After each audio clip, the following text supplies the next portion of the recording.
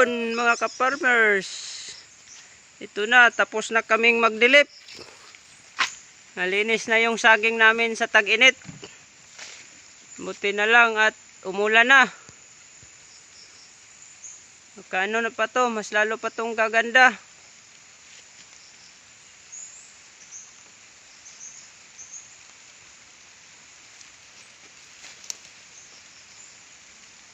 Yan.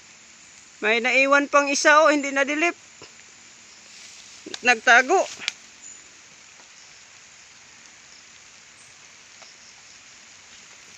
Yan, gumanda na yung saging ko kahit tag-init. Na ginamitan ng growers bet.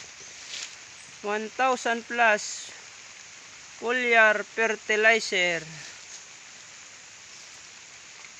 No, ang laki-laki na ng mga dahon. Oh. Yan ang dahon ng saging ko sa tag-init. Ganda pa rin, hindi nasusunog. Saka talaga siyang saging.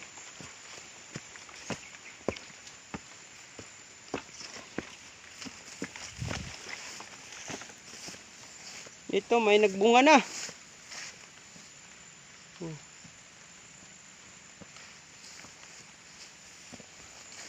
May nagbunga ng 3.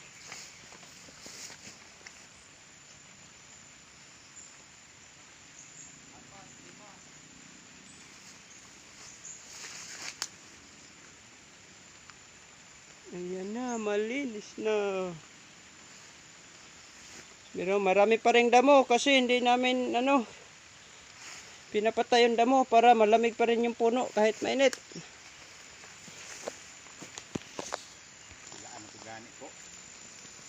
Yan ang alagang growers bet.